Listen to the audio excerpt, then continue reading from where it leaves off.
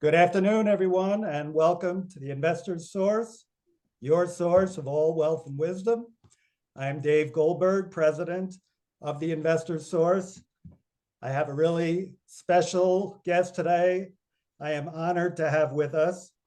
I have Councilor Dana Foley from the Loveland City Council. Thank you so much for joining us today, Dana. You bet, David. Thanks for inviting me. Yeah, you got it. I thought there's been a lot of discussion and news these days about steps being taken by the state and the city for housing in general and affordable housing in particular. And I thought Councilman Foley would be a great guest to talk about some approaches being taken by city governments, some state governments, and I think Councilman Foley has some background also knowing about steps that could be taken by investors to help ease the housing shortage. And so that's why we're here today. So once again, welcome. I don't have a huge background about Councilman Foley. Can I call you Dana? Sure. It's better that way. Okay. I know Dana, I think he's in his first term on the Loveland City Council. And yes. Yeah, doing a great job on council. I've had the opportunity to attend meetings, and I think this council and Councilor Foley doing a great job for the city of Loveland. Maybe you could give us a little bit of your background, Dana, about, well, how'd you get into city government? Maybe what your interest might be in affordable housing and housing in general. And I don't know, do you have any background yourself as a real estate investor or owner? You put a big box up there. Let me unpack a little bit of it at a time here. So first thing, I got into local government to make a difference and try to bring back a reasonable approach of what local government is supposed to do to help its citizens. And I kind of put it out that there's four components. And the first component is providing the essential services that all of its citizens need to work and live. That includes good roads, water, sewer, power, those infrastructure pieces and essential service, which also includes public safety, that we all need to live and work in a safe community. The second piece is to make sure that we have the financial responsibilities to maintain those infrastructures and to build those out as the community grows. The third piece is the community enhancements. That's your parks, your recreation, the things that really add that character and differentiate your municipality from another municipality. And the fourth piece is to also help and reach out to those that need a hand up, not necessarily hand out, but what are some of those roadblocks that are keeping people from being successful? So that's kind of my four principles and why I got involved in local government. And I try to go back to those as grounding. Number one, should we be doing it, and which category does that fit into? Cool. So that's really kind of how I got into that. I do have a large experience base from working in the insurance world with especially the habitational sector in terms of, my job as a loss control consultant for the insurance companies. And so I've got a lot of understanding of how various levels of habitational environments work, everything from single family dwellings to Section 8 housing to condos versus apartments, multifamily structures, et cetera.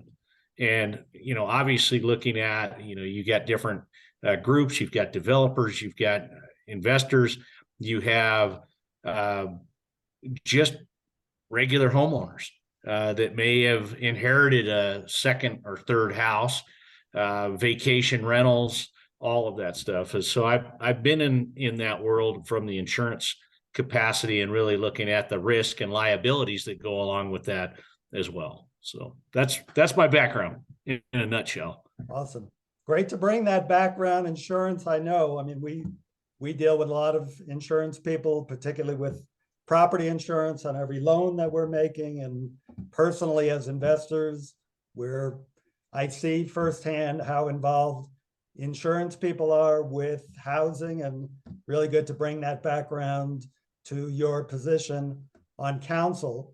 And we'll get more into maybe some of the steps that local governments like Loveland are taking to address housing and affordable housing, but maybe start with the bigger picture, Dana, and yeah, just your familiarity possibly with some of the bills being introduced at a state level.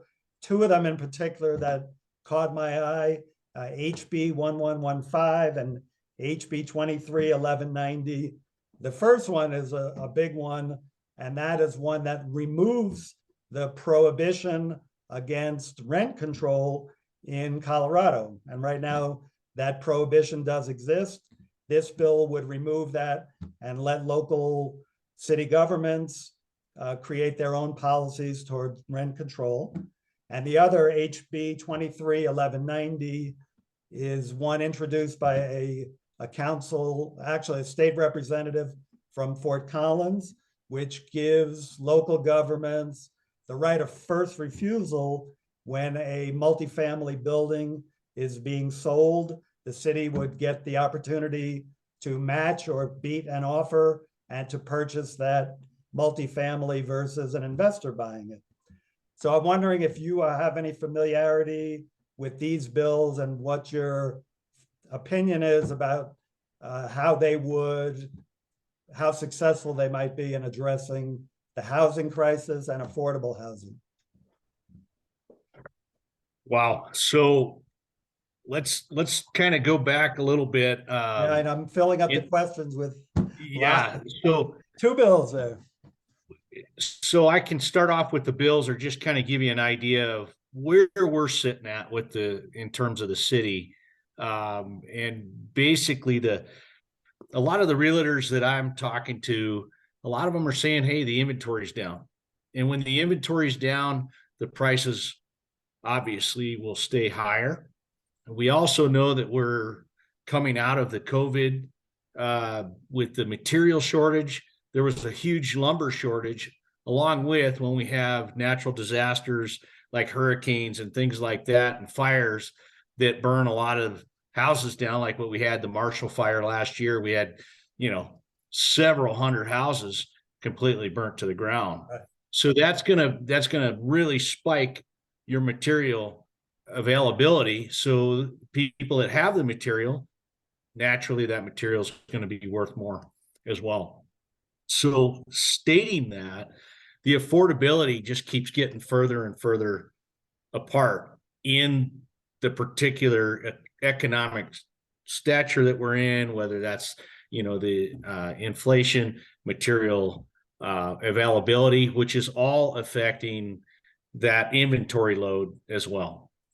So when I looked at the HB 23-1190, and that one is correct me if I'm wrong, but I think that was the first right of refusal one. That is correct. Yes. I really question that because, there's a couple of things. I don't think that the government owning properties for people to live in is one of those permanent fixes. I think government needs to stay out of that. That's not a primary function of the government. The government should be looking at ways to reduce the roadblocks for people to actually own those particular pieces of property, and to encourage that ownership, and looking for ways to reduce that. And there's a lot of different programs out there, certainly fee waivers, ease of doing business with the particular municipality as well. I've heard in the past that, Loveland had been difficult to work with. I'm hearing that it's starting to get easier to work with Loveland in terms of building and construction and that. However, you also have a hindrance as well with the construction defect claims that can come in through the state as well, and at that state level. So those construction defect claims have a very big impact on the availability of affordable housing as well, to where most of the time people are going to build an apartment building versus a condominium building. Same box, almost the same build. It's just a condo is owned by investors, by individual people. That could be that starting block where someone's actually owning something and building equity and building self-worth from that aspect, and being able to provide for themselves in ownership. Just to right? pipe in for 1 second, I know a lot of our investors are aware of the construction defects bill, which you mentioned, which has been out there for a while now, which puts a lot of liability on builders when they're building condominiums, that for quite a few number of years, they're liable for defects that come up and being responsible to fix those, and that can be burdensome for a developer. But Yep, absolutely. Which then also drives your costs up as well. So a developer can come into a neighborhood and they keep their number of houses that they particularly build as in terms of the construction companies. And so you may have multiple construction companies throughout a neighborhood just because of the massive liability that increases the more number of houses that they build. And then something comes up as a defect. Now you got several hundred houses instead of 50 houses that have that particular problem, where a different contractor may be using different materials, et cetera, or a different engineering build, that whole piece. So the statute of limitations runs out on that construction defect. And one of the things that I'm really trying to get our staff to look at is what are ways that we can help facilitate that if a building is built and it's built, and then in terms of that owner or that developer or that investor would like to see that become condos versus apartments after a certain period of time, to help streamline that process to move out of the apartment ownership and start to condominiumize those. And that can also help with the cash flow and the that business model, especially in terms of financing of how long do you need to do that, and what does your business model need to look like for that finance endeavor to be profitable and cash flow as well. Yeah. So as you say, I mean, there are already so many challenges facing builders and developers, such as the construction defects, that one of the really good ways to approach housing and providing affordable housing is to remove some of those challenges or hindrances to building and make it easier for builders to build. So there's not so much red tape and so many hurdles and so much liability that they have to face. So kind of approaching it from the supply side to make it easier for building to happen. Exactly. And what we don't want to see, at least what I don't want to see, is that government's getting into the way. The best way to bring houses and prices down is to leverage, obviously, the inventory. So the more inventory you have, the prices are going to start to come down because you have that natural competition. Whereas if the government's coming in and scooping up houses, now you're taking more houses out of inventory, and now you're forcing people to go to the government to get into some sort of living. So by grabbing onto that inventory, you're lowering the inventory, therefore raising the costs, and now you're creating a welfare state at that point. And again, that's not the purpose of government.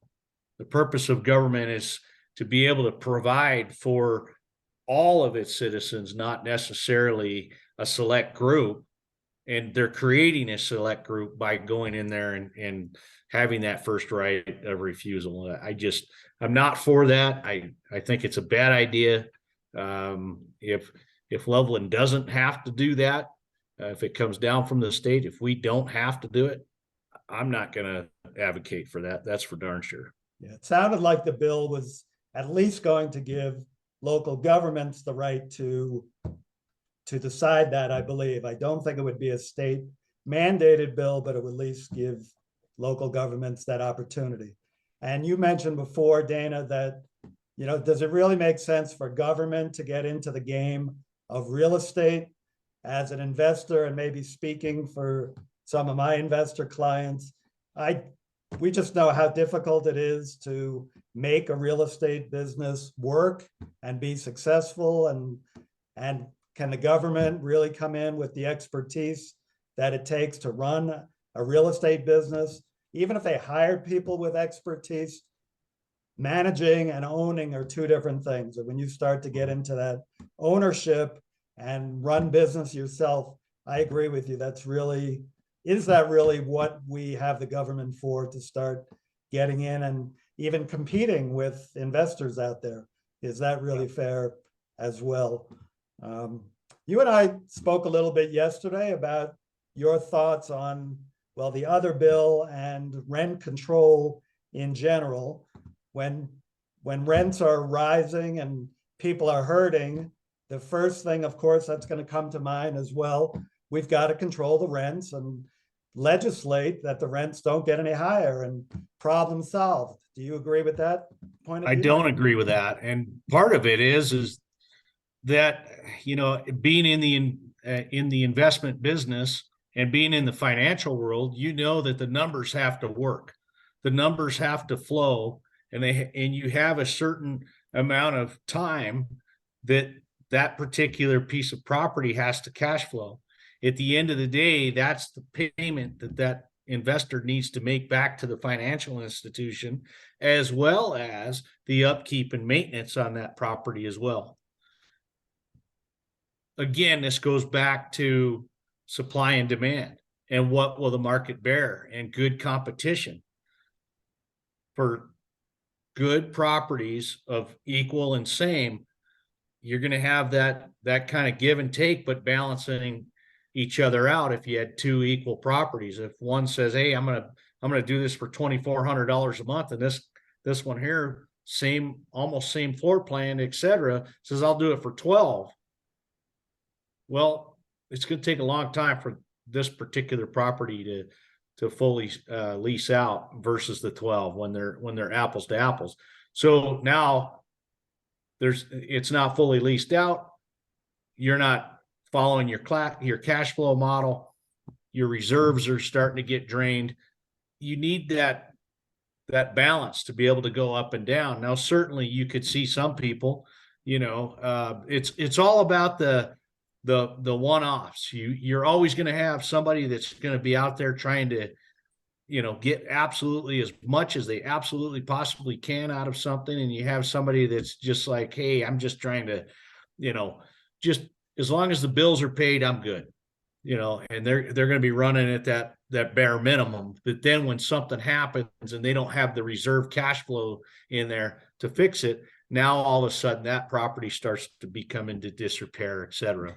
And so this rent control thing really can drive that down, because you only have so much flexibility with what they're proposing there in terms to cover your cost. And then you have all these unfunded mandates that come down from the state that then go right back onto the property owner or the investor, And so all of that factors in. Taxes, when taxes go up, all of that factors into the products that are being sold or the services that are being provided to people. Right. So whenever people say, hey, we're going to tax this entity, well, that entity is passing that overhead cost on to the end user, which is you and I. So the other thing that we could do is really look for ways to keep our money in our pockets. Your money in yours, mine and mine, et cetera, versus continually shelling that out. So that's another way to go.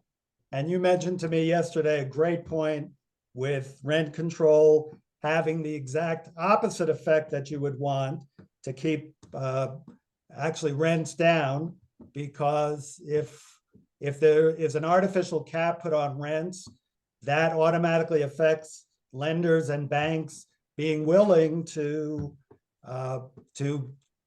fund development projects. And if they know that their debt service coverage ratio can't be covered, they're not going to make the loans. And can you talk about that a little bit, Dana? Yeah, absolutely. And again, that kind of goes back to that business planning, that business modeling of when is this property going to cash flow, and that includes, investors aren't in this just to break even. Investors are in this obviously to make some money as well. What you're going to make a fair market value of what that is.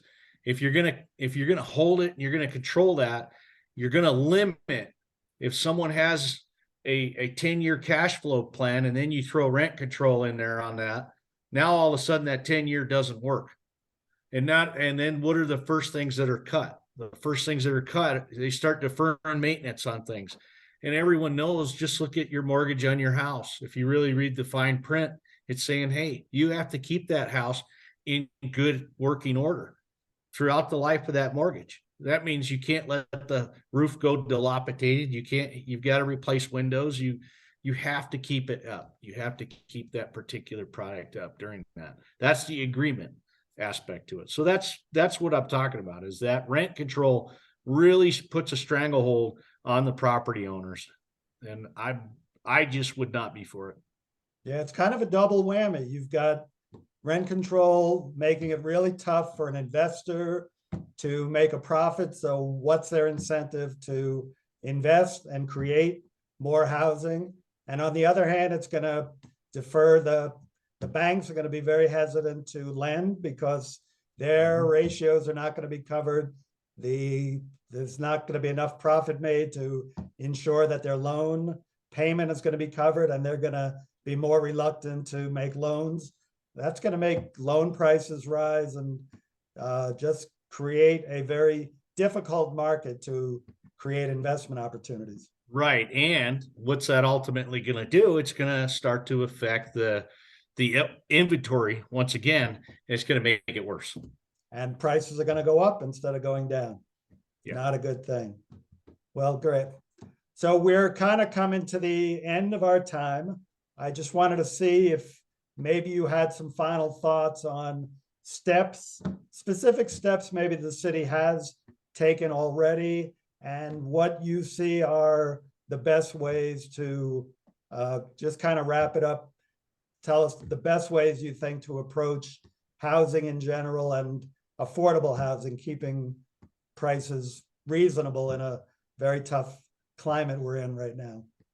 Yeah. So, with the climate that we're in right now, we need to start to plan for the future.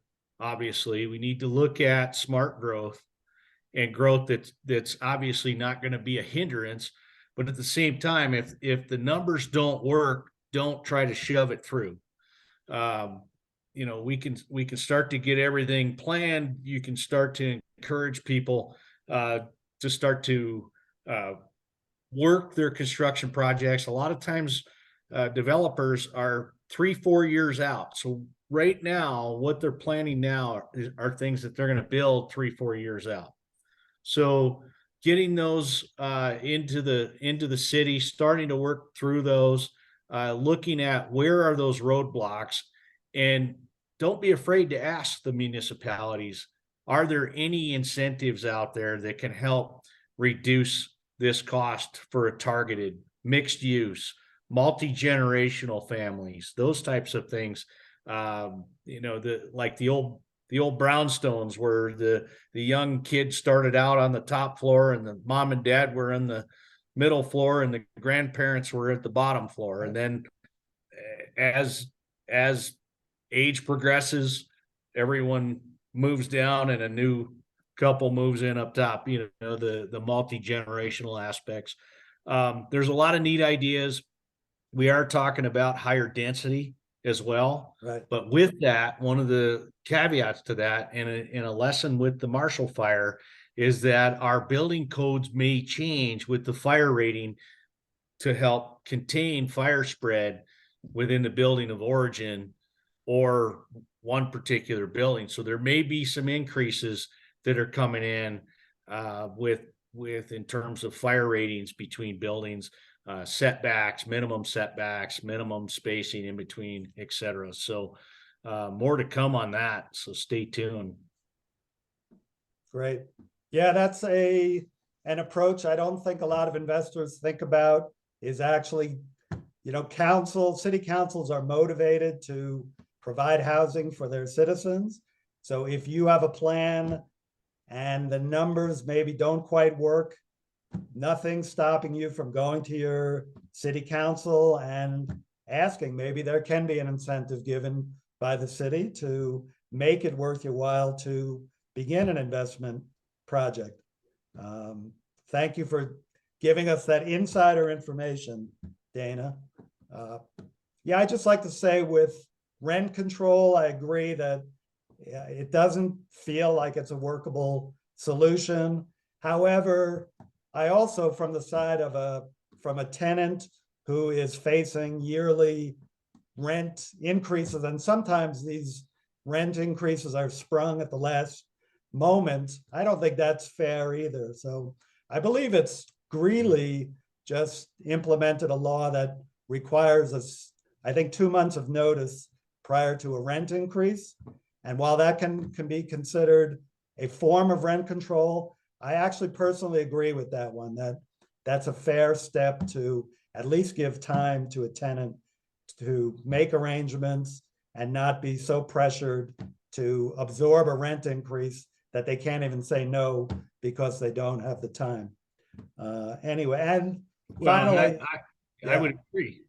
I would agree, but I would also say that in those lease agreements that people get into, it's okay to read through that and say, hey, so if we're coming up on a renewal, what are those terms of the renewal? right, And exactly. And so it really comes down to what is in that lease agreement. And I will tell you that from the insurance standpoint, we do look at what people's lease agreements are. What are those tenants that they're bringing in? What is the financial responsibilities? Are they requiring renter's insurance? Is renter's insurance included in your lease agreement?